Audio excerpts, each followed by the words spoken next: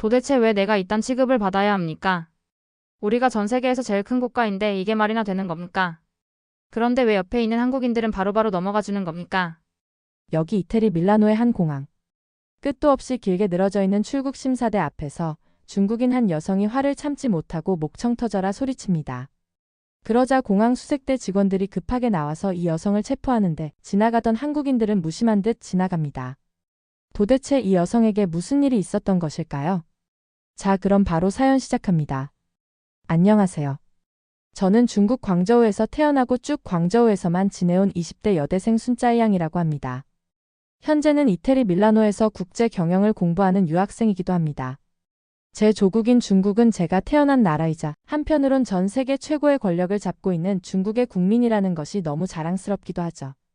당연히 우리 대중국은 세계의 중심이라 배워왔고 중화사상이 바로 그것이라고 대표된다고 어릴 때부터 수없이 배워왔습니다. 조부모님은 항상 우리 중국이 세계에서 가장 위대한 문화이자 최고의 문명이라고 항상 말씀하시기도 했고요.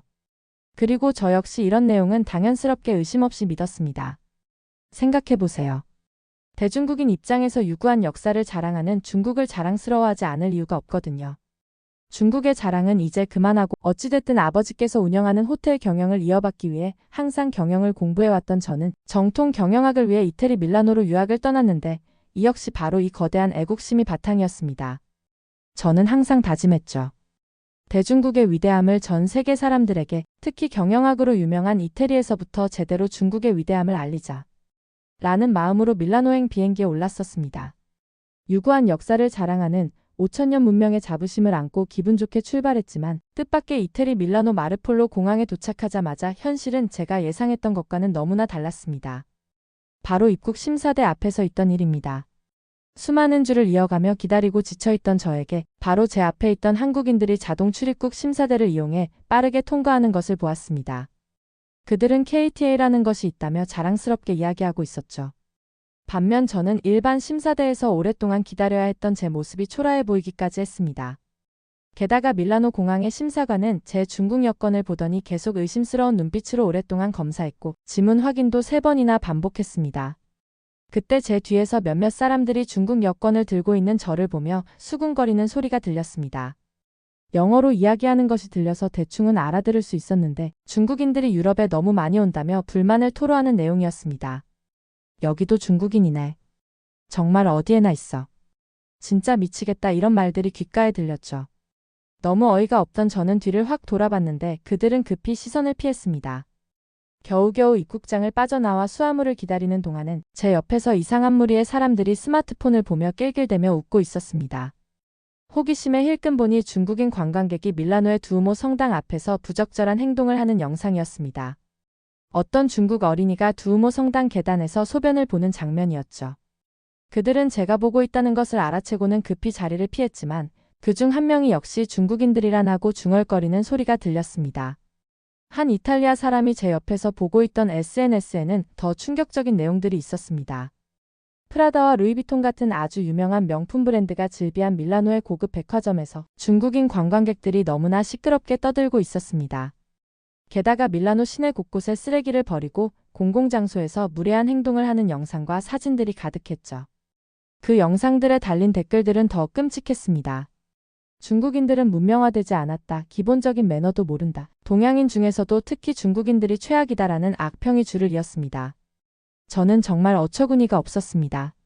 전 세계 최고의 국가이고 미국과 함께 G2라 일컫는데 중국인으로서 저런 중국 비하 발언은 납득하기가 어려웠죠. 하지만 한편으로는 워낙 잘 나가는 중국이기에 이태리 사람들의 시기이자 단순한 질투일 뿐. 그 이상도 이하도 아니라고 생각하고 있었습니다.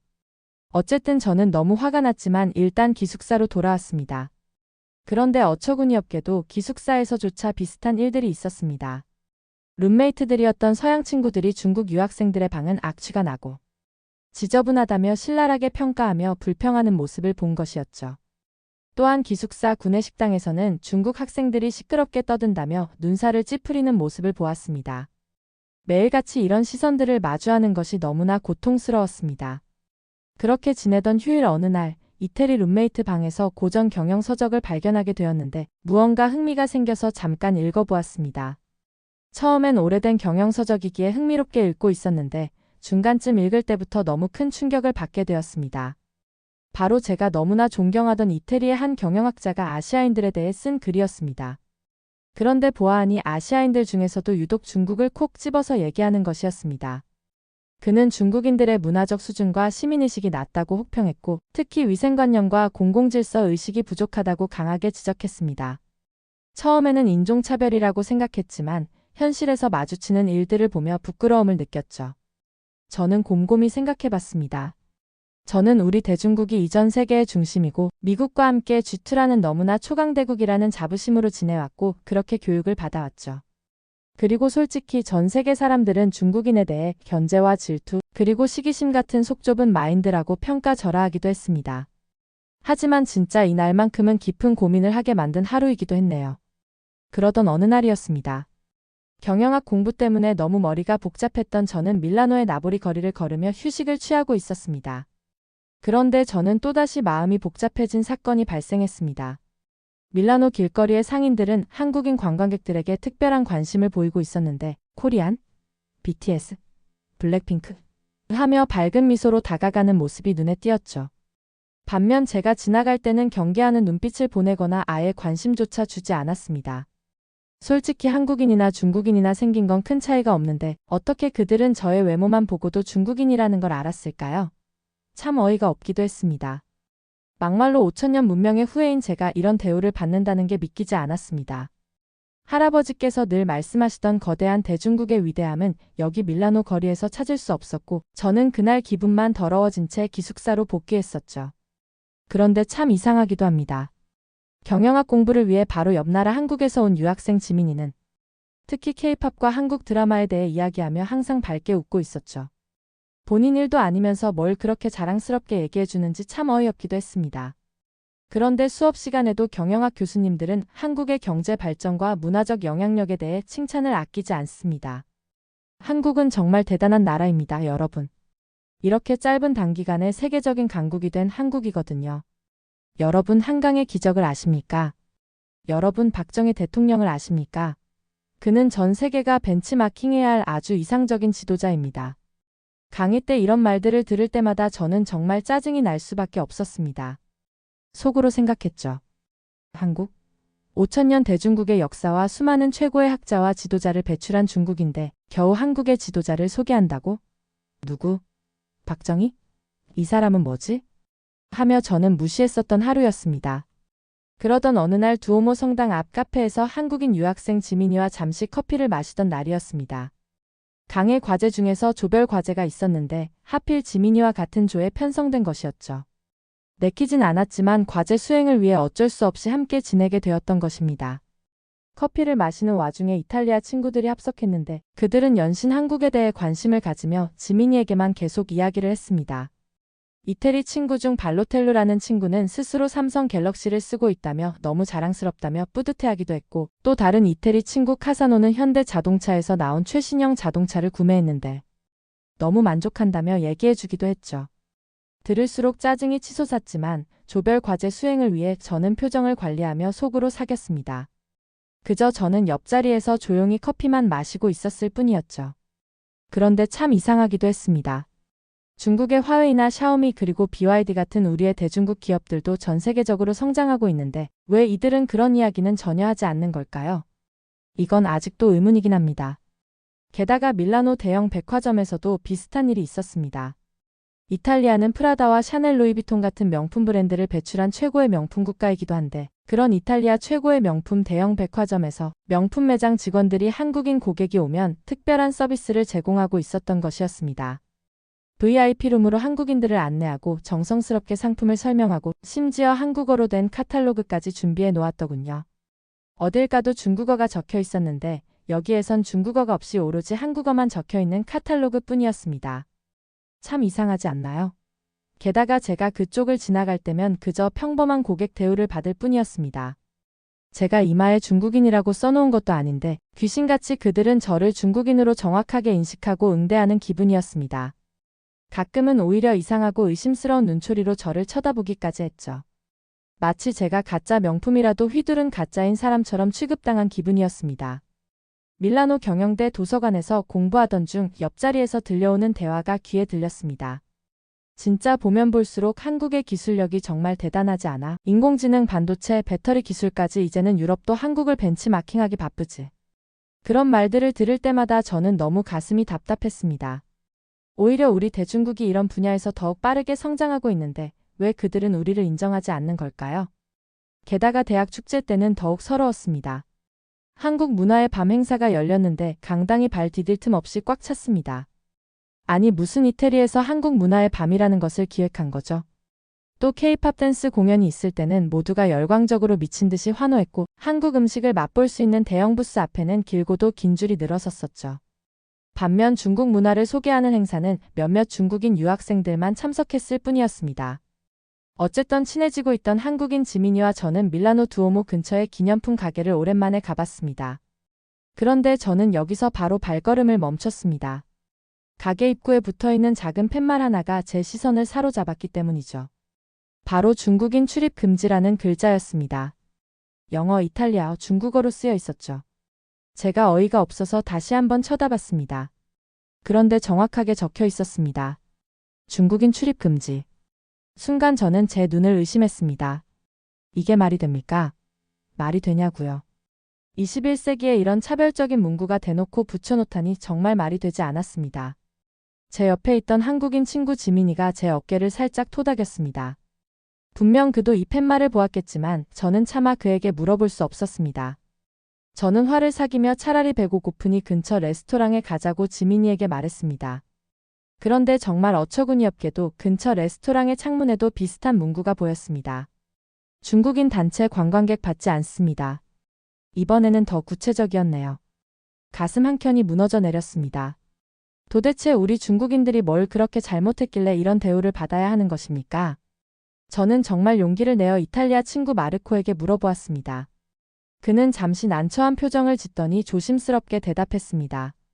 일부 중국 관광객들이 가게 물건을 망가뜨리고 큰 소리로 떠들고 사진 찍는다고 물건을 만지작거리다가 깨뜨리기도 하고 라며 말끝을 흐리더군요. 저는 더 이상 듣고 싶지 않았습니다. 그날 밤 호텔 방에서 스마트폰으로 관련 기사들을 찾아보았습니다. 진짜 제가 직접 봐야 직성이 풀리는 성격이기에 한번 싹 다 찾아봤죠. 분명 질투 어린 시선 때문에 생겨난 가짜 뉴스일 것으로 생각했습니다. 그런데 저는 스마트폰을 켜자마자 충격적인 내용들을 보게 되었습니다. 이태리에서도 가장 아름다운 물의 도시 베니스에서는 운하의 쓰레기를 직접 버린 중국인 관광객들이 있었고 너무나 아름다운 도시 피렌체에서는 르네상스 조각상에 중국인들이 낙서를 한 사례가 소개되어 있었습니다. 이태리의 상징 로마에서는 분수대에서 발을 담그고 있다가 제지당한 일까지 영상에 고스란히 있더군요. 저는 순간 너무나 강력한 수치심과 분노가 교차했습니다. 도대체 왜 우리 중국 사람들은 이런 행동을 하는 걸까요?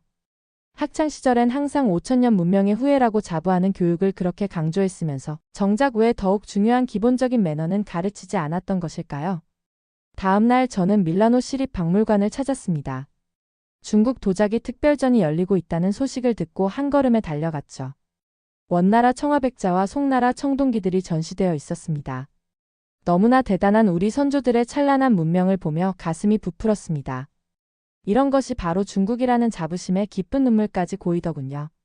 하지만 그것도 잠시였습니다. 관람객들은 중국 유물 앞을 그저 스쳐 지나갈 뿐 제대로 구경조차 안 하고 지나가더라고요. 그런데 바로 옆 전시실에서는 들려오는 탄성에 제 발걸음이 멈춰섰습니다. 자세히 보아하니 한국 문화의 현대적 진화라는 특별전이 열리고 있었더군요. 이 전시장은 사람들로 가득했습니다. 한글을 설명하는 코너 앞에서는 많은 사람들이 발걸음을 멈추고 있었죠. 가장 과학적이고 독창적인 문자체계, 세계에서 가장 합리적인 알파벳이라는 설명이 붙어 있었습니다. 이태리 교수로 보이는 어떤 서양 사람은 그 앞에 있는 수많은 학생들에게 열심히 한글의 우수성을 설명하고 있기도 했습니다. 서양 사람이 한국말로 한국어의 우수성을 설명하다니 참 아이러니했습니다. 그리고 그 옆으로는 한국의 현대 문화를 소개하는 공간이 있었는데 바로 전 세계의 슈퍼스타인 BTS의 글로벌 성공 스토리가 적혀 있었고 넷플릭스를 통해 세계를 사로잡은 한국 드라마와 아카데미상을 수상한 영화들까지 다양하게 소개되어 있었습니다. 박물관에 있던 수많은 관람객들은 연신 감탄사를 내뱉으며 전시물을 바라보았죠. 저는 이런 것들을 직접 마주하다 보니 어떻게 이렇게 짧은 시간에 이런 문화 강국이 될 수 있었을까? 라는 생각이 자연스럽게 떠오르긴 했었습니다. 특히 충격적이었던 것은 한국의 기술 발전을 소개하는 코너였습니다. SK하이닉스의 반도체와 삼성전자 최고의 스마트폰 갤럭시 그리고 LG에너지솔루션이 자랑하는 전기차 배터리까지. 첨단 기술의 선두주자로 우뚝 선 한국의 모습이 파노라마처럼 펼쳐져 있었습니다. 저는 그 자리에 한참을 서 있었습니다. 우리 중국은 더 오랜 역사와 더 많은 자원을 가지고 있는데 왜 이런 찬사를 받지 못하는 걸까요? 의문이 사라지지 않고 저는 더욱 궁금해지기 시작한 시점이기도 했습니다.